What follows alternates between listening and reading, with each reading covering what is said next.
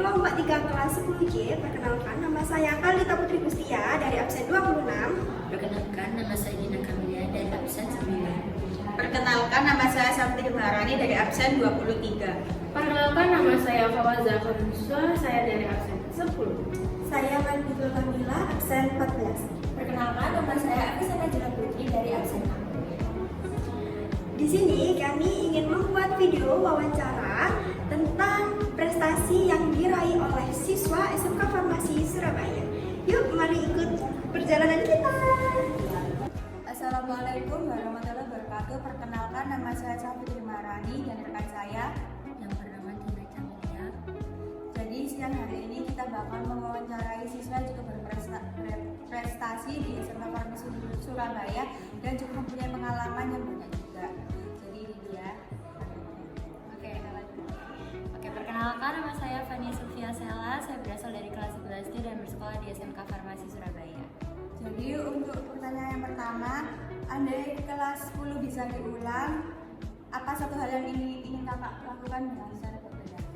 Kalau dari saya pribadi tidak ada ya, karena di kelas 10 saya menargetkan bahwa saya akan fokus di bidang akademis terlebih dahulu, yaitu di sekolah saya harus belajar dasar-dasarnya farmasi terlebih dahulu.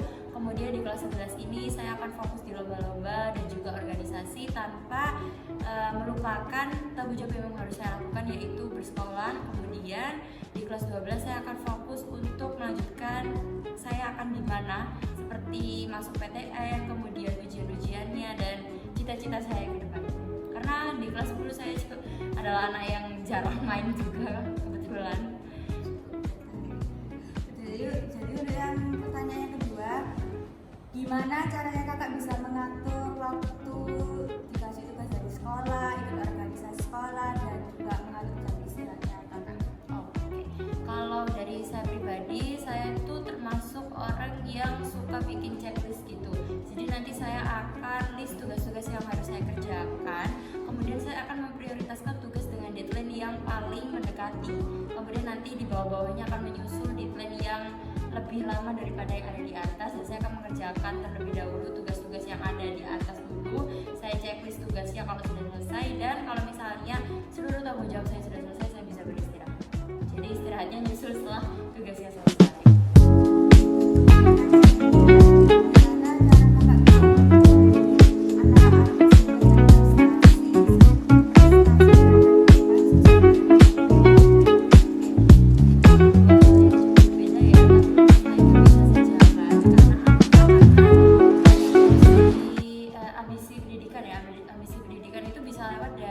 Organisasi atau komunitas yang memang kita suka, nah itu pastikan akan menghasilkan relasi ya. Nah di situ kita bisa cari-cari teman-teman yang memang nanti sejalan sama kita gitu.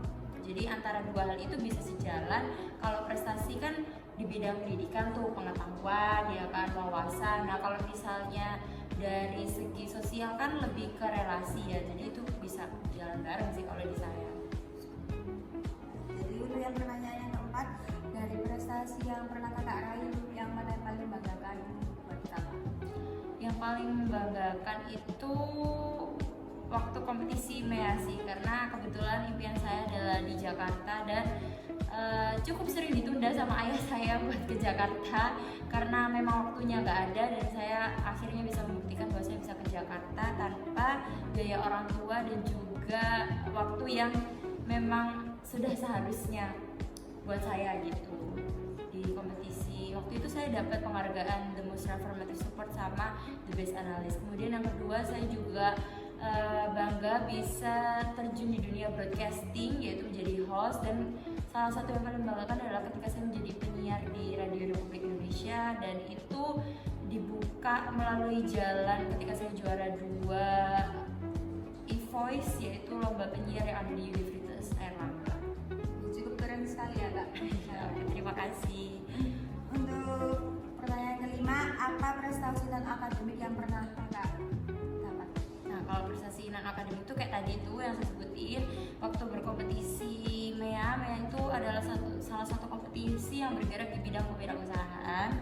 Saya mendapatkan penghargaan The Most Transformative Support dan The Best Analyst. Kemudian saya juga pernah berprestasi di bidang bidang komunikasi, yaitu menjadi seorang penyiar juara 2 lomba announcer EVOS yang diadakan oleh Universitas Airlangga. Kalau masalah prestasi yang nggak juara tapi lewat pengalaman itu mungkin waktu jadi student ambassador Institut Teknologi 10 November di ini loh ITS. Untuk pertanyaan yang keenam, apa mimpi yang masih diinginkan kakak yang masih ingin didapatkan? Kalau mimpi yang masih sangat diinginkan itu saya mengalir sih, karena kebetulan saya juga nggak menyangka bisa mendapatkan hal tersebut, walaupun memang ke Jakarta kan impian saya ya, tapi saya nggak tahu bakal lewat jalannya di mana. Tapi kalau impian yang sangat amat besar itu mungkin masuk PTN ya, karena kan itu pasti impian banyak orang juga, dan saya itu termasuk anak yang nantinya akan lintas jurusan. Jadi saya ingin sekali berkuliah di Universitas Diponegoro dan mengambil Fakultas Ilmu Sosial dan Politik. Jauh berbeda kan dengan jurusan saya yang sekarang. Nah, makanya itu.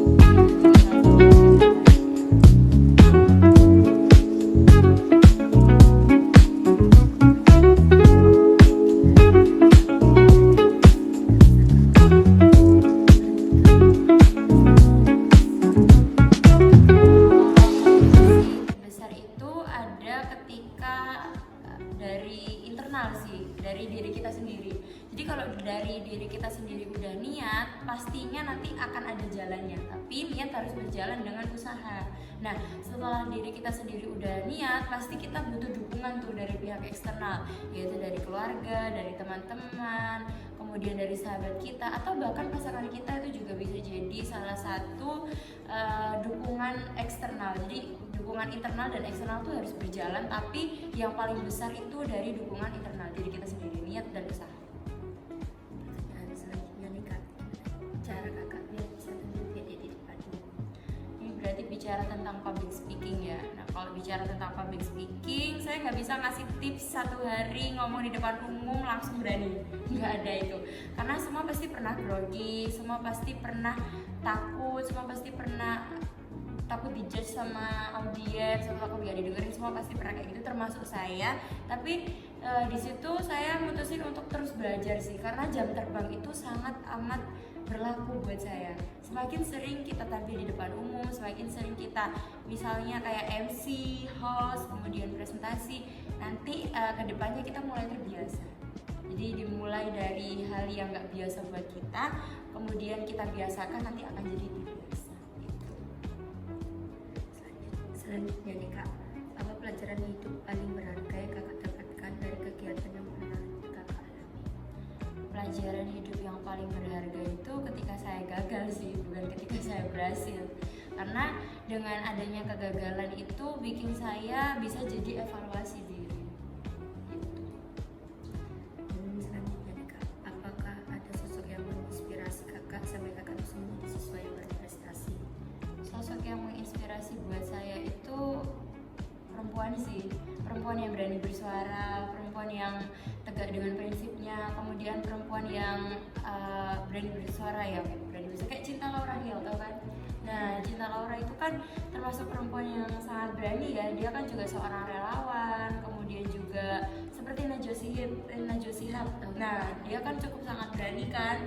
Terus kemudian aktivis-aktivis muda juga itu saya sangat suka, karena menurut saya orang yang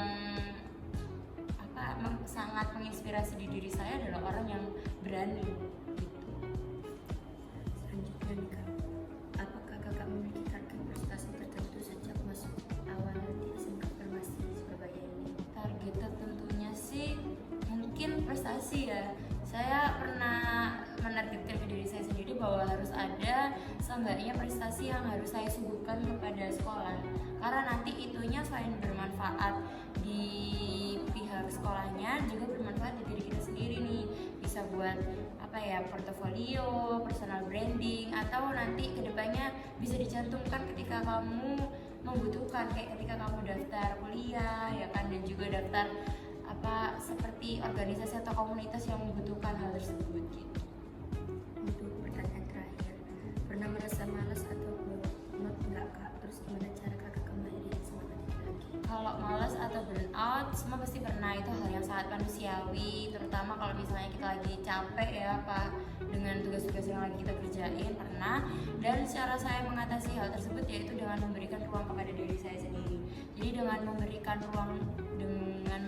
ruang kepada diri sendiri, itu juga bentuk salah satu self reward atau penghargaan kepada diri sendiri. Misalnya saya stop dulu dari tugas-tugas saya mutusin buat dengerin musik atau baca buku. Nah, itu adalah salah satu bentuk self reward saya untuk menghargai diri saya sendiri. Kemudian nanti saya lanjutkan kembali tugas yang memang seharusnya sudah saya kerjakan atau sudah menjadi tanggung jawab saya. Terima kasih Kak. Iya, sama-sama. Sepertinya semua poin yang kami butuhkan sudah terjawab dengan sangat jelas. Terima kasih banyak untuk Kak Fania Oh iya, sama-sama. yang sudah meluangkan waktunya bersedia berbagi cerita yang luar biasa.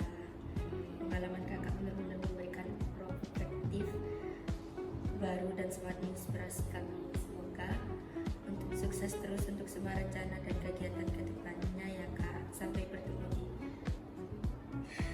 bertemu di kesempatan lain. Oke, terima kasih ya. Jadi sekian dan kurang lebihnya mohon maaf. Wassalamualaikum warahmatullahi wabarakatuh. Sekian dan terima kasih. Mohon maaf jika ada salah kata. Wassalamualaikum warahmatullahi wabarakatuh.